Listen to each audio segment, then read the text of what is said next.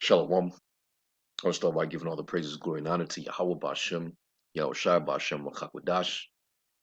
Double honors to my teachers, the elder apostles of the great millstone who rule well, and as always, peace and salutations to the hopeful elect tabernacle of David scattered throughout the four corners of the earth.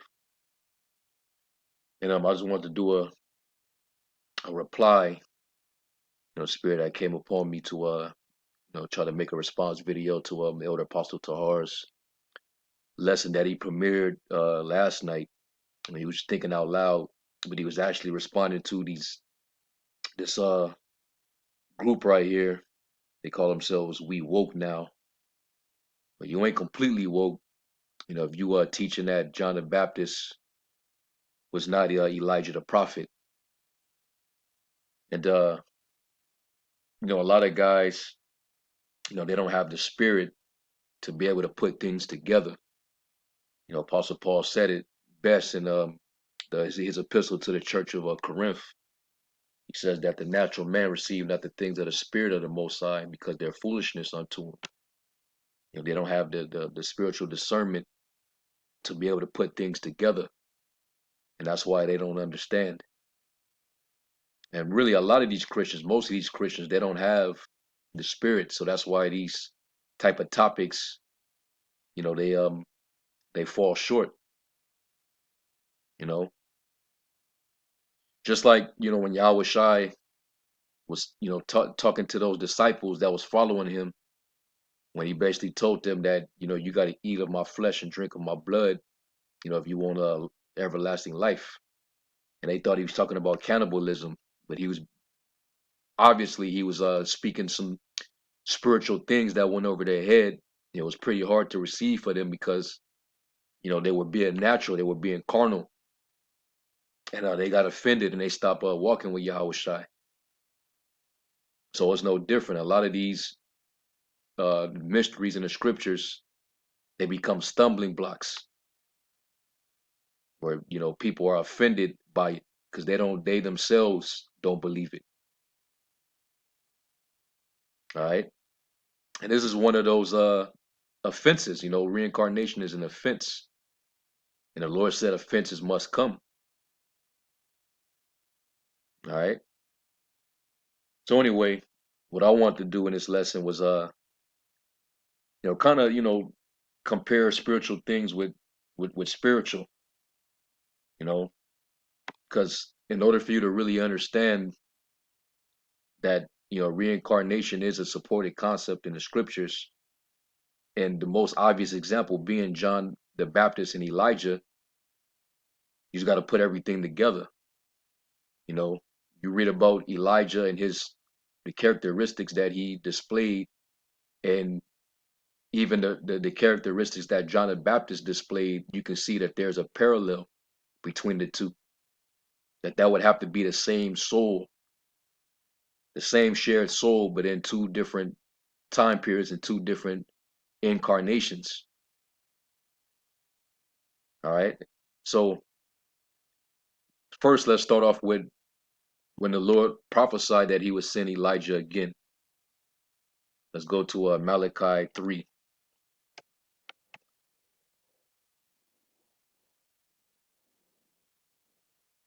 And this is Malachi 3, verse 1. It says, Behold, I will send my messenger, and he shall prepare the way before me. And the Lord whom ye seek shall suddenly come to his temple, even a messenger of the covenant whom ye delight in. Behold, he shall come, saith the Lord of hosts. All right, and also Isaiah prophesied of this same prophet. Let's go to Isaiah 40. Isaiah 40, verse 1, it says, Comfort ye my people, saith your power. Speak ye comfortably to Jerusalem, and cry unto her, that her warfare is accomplished, that her iniquity is pardoned, for she have received of the Lord's hand double for all her sins. The voice of him that crieth in the wilderness, prepare ye the way of the Lord, make straight in the desert a highway for our power. And is that not exactly what John the Baptist did when he came on the scene? Well, this was an assignment that was prepared for Elijah the prophet. But John the Baptist, in that incarnation, took on that assignment because he was the same soul, the same spirit coming back. That was Elijah. And Yahweh Shai, he directly told his disciples that. See, Christians make it seem as if the Lord said John the Baptist is just like Elijah. No, he basically said, no, he is Elijah. But they completely just they contradict what the Lord actually says. You know, they'll say that, oh, he only showed, you know, basically it only shows that John the Baptist was a prophet like Elijah with a similar spirit and power, but completely contradicting Yahweh Shai, who quite clearly said that John the Baptist is Elijah. So let's go to some of those passages. Let's go to Matthew 11.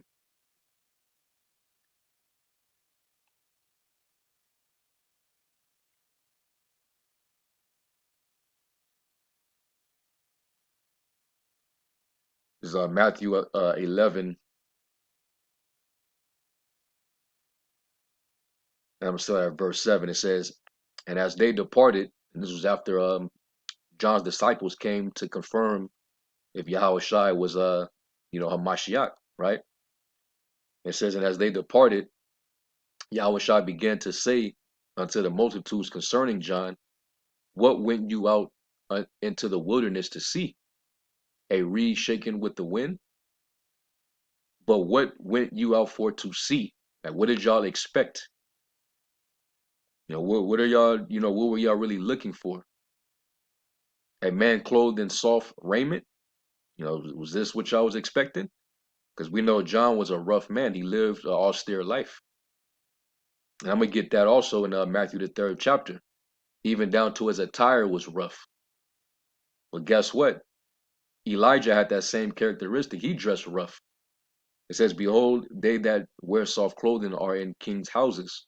But what went ye out for to see? A prophet? Yeah, I say unto you, and more than a prophet. For this is he of whom it is written, behold, I send my messenger before thy face, which shall prepare thy way before thee. All right, he was sent to be a herald for Yahweh Shai. Okay, and he performed the baptism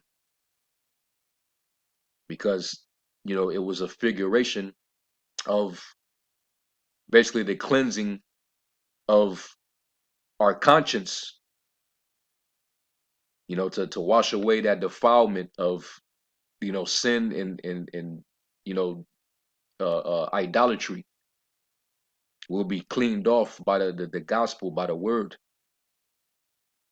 Yahweh Shai's baptism, was more so spiritual. John the Baptist, it was literal because he actually was dunking people in the Jordan River, but it was all meant to be spiritual figuration of what the Lord would come to do. You see? So he was basically preparing them to follow Yahweh Shai when Yahweh Shai came right after him. It says, verily I say unto you, among them that are born of women, there have not risen a greater than John the Baptist. Notwithstanding, he that is least in the kingdom of heaven is greater than he. And from the days of John the Baptist until now, the kingdom of heaven suffers violence, and the violent take it by force. That's talking about Israel. We was being oppressed and persecuted by the Romans at the time. All right. It says, for all the prophets and the law prophesied until John. And if you will receive it, this is Elijah, which was for to come. He that have ears to hear, let him hear. He didn't say he is like Elijah. He said, no, this is Elijah, which was for to come. So who are we to believe? These Christians that have a central understanding? Or should we believe what Yahweh Shai directly said out of his own mouth? And we know that Matthew, he's credible because he was one of the Lord's apostles. Matthew the publican. Let's go to another account recorded when Yahushua made reference to John the Baptist being Elijah. Let's go to Matthew 17, and I will start around 11th verse. Matthew 17, I'll start at 10. It says, and his disciples asked him, saying, why then say the scribes that Elijah must first come?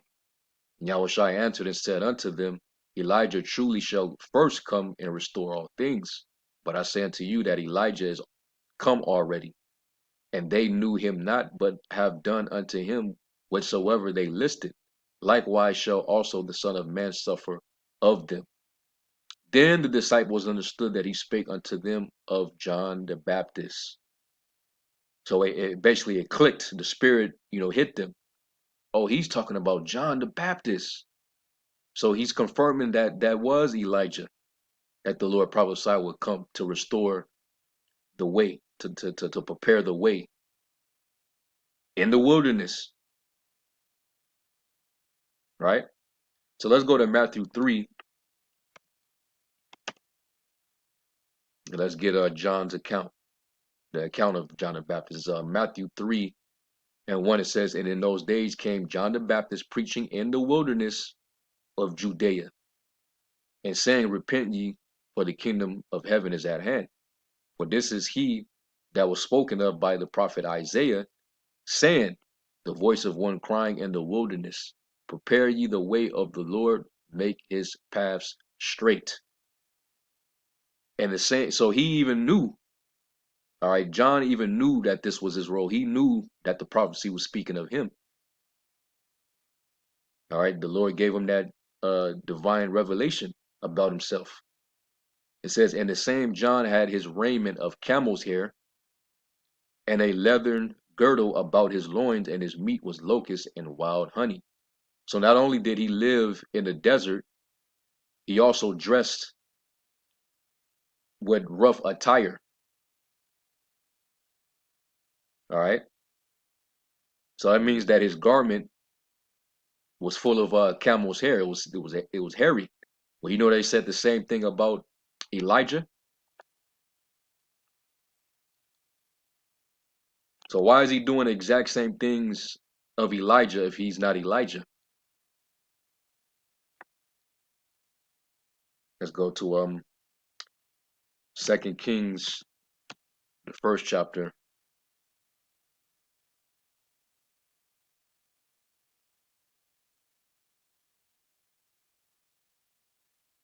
Let me see.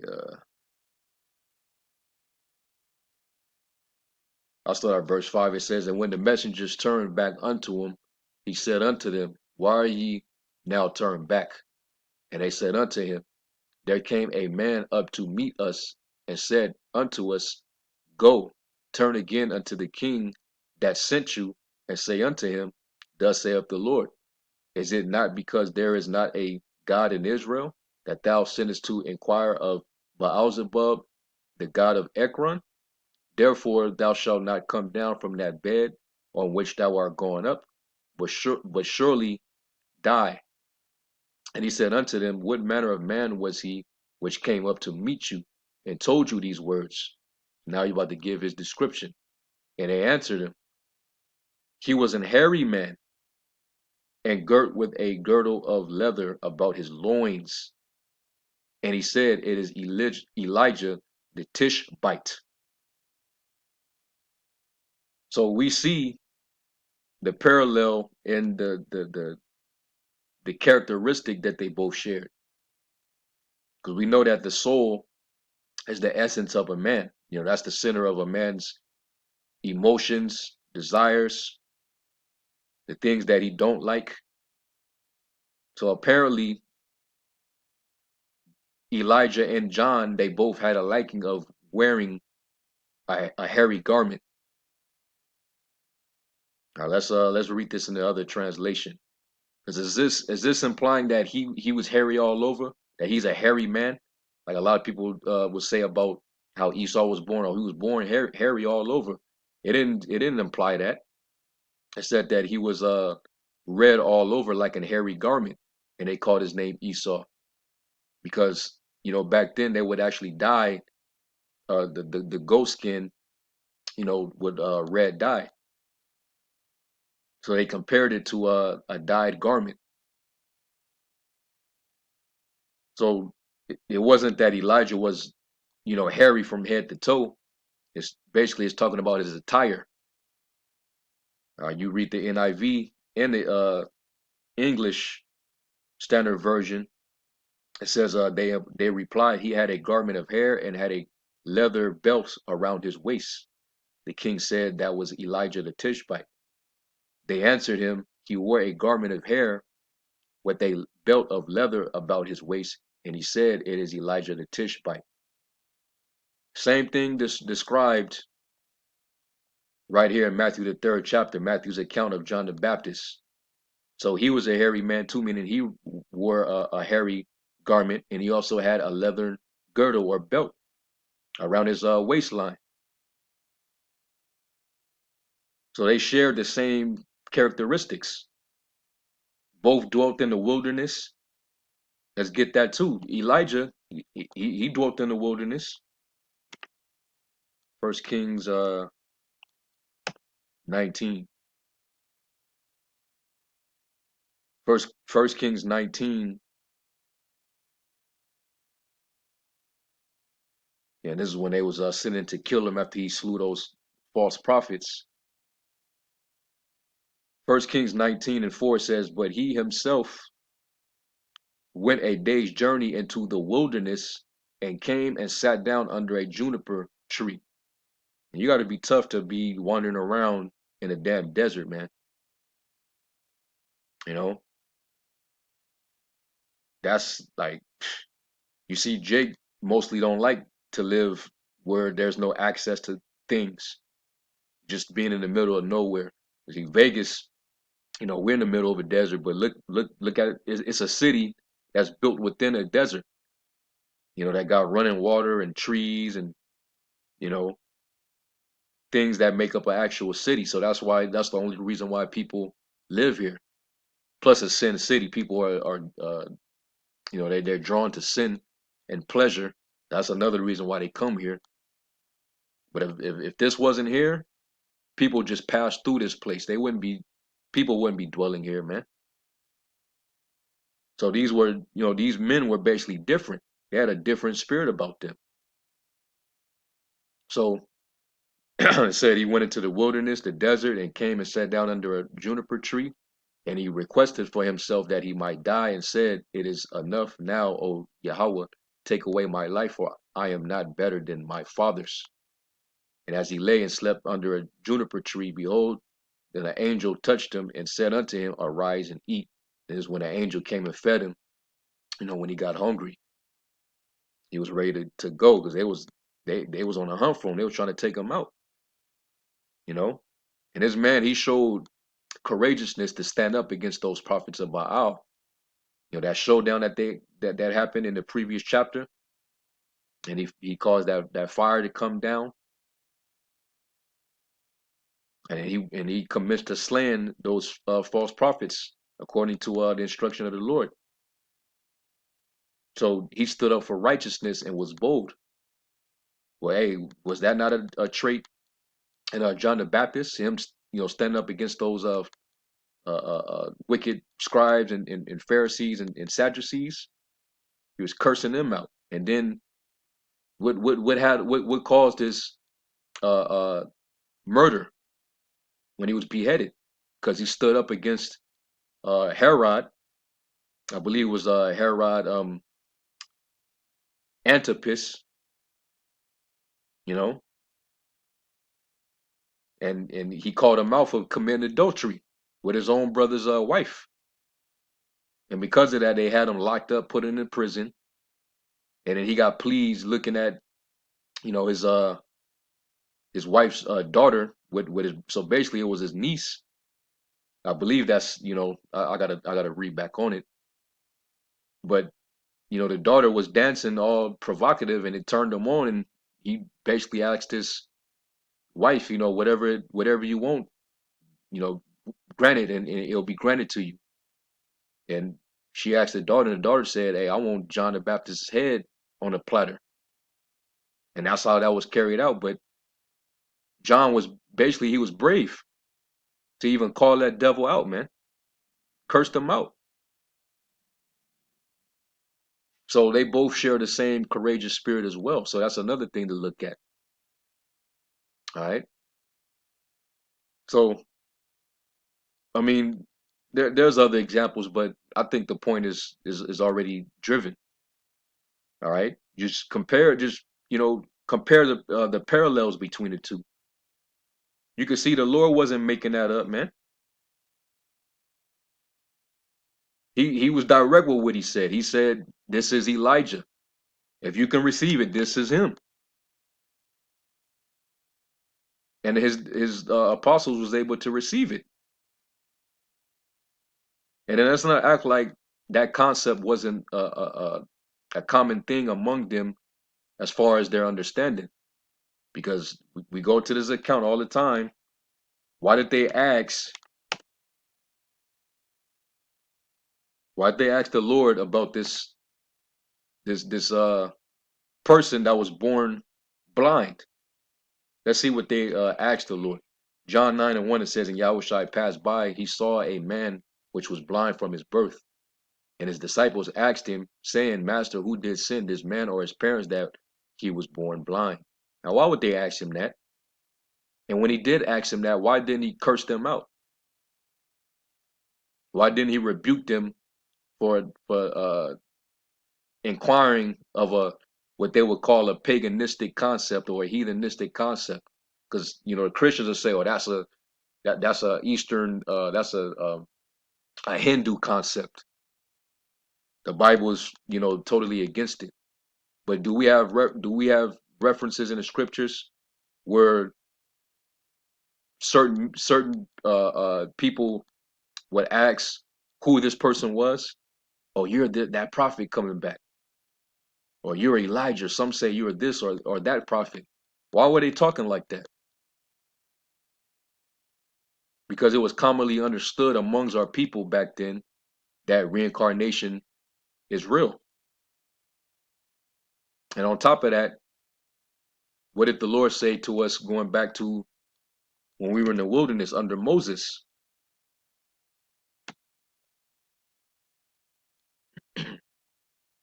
Numbers 14.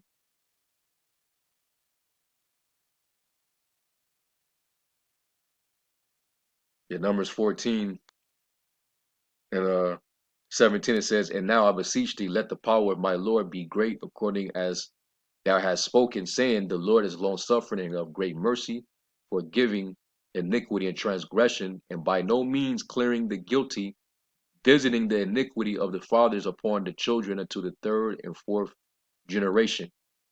Now, is this saying that the children after you and the generations are going to suffer for what you did? That would mean the Lord is unjust in his judgments. Why should people that have not been born yet, that have not had a chance to live on the earth and even commit sin, why should they have to be punished for the sins of their fathers? That would be a contradiction, because over here in Ezekiel,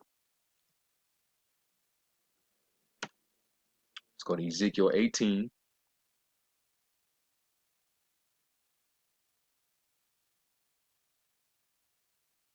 Ezekiel 18, verse 20, it says, "The soul that sinneth, it shall die. The son shall not bear the iniquity of the father, neither shall the father bear the iniquity of the son.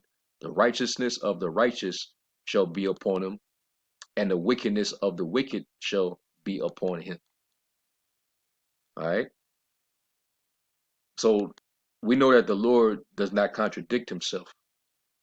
So apparently what this means is, if you sin in a particular life, in a particular body, and you don't pay for it, you can, even though you're going to die in that body, in that life, you're going to come back 3 or 4 generations later, and you're going to pay for that. That's the reason why people are born to certain adversity. Children getting killed by stray bullets, You know, children being born into a abusive family, a fucked up situation. You know, at the end of the day, it's judgment. It says evil men understand not judgment. So going back, so this is why they asked, why, did this man sin or his parents that he was, born under this condition? Yahushua answered, neither have this man sinned nor his parents, but that the works of the Most High should be made manifest in him. Meaning in this specific case, the Lord appointed for this particular person to be born in that way so that the Lord will fulfill his purpose of showing the power of the Most High through the Holy Spirit. That was the purpose. And that's what he told them. All right. So if you can't receive it, then it's not meant for you to receive it. And these dudes right here, they just, they don't really have the understanding, and you can't really fault them for it. You know, Many times he it's was a on this blessing earth. that we have the eyes off, and we can see things clearly that other Israelites can't see. All right, so if they don't believe that John was Elijah the prophet, then they don't agree with Yahweh Shai. Then it is what it is. So that's pretty much it. I just want to do a response. Lord willing, this was edifying. I'm gonna give all praises, glory, and honor to Yahweh Shem Yahweh Shai. Until the next lesson, Shalom.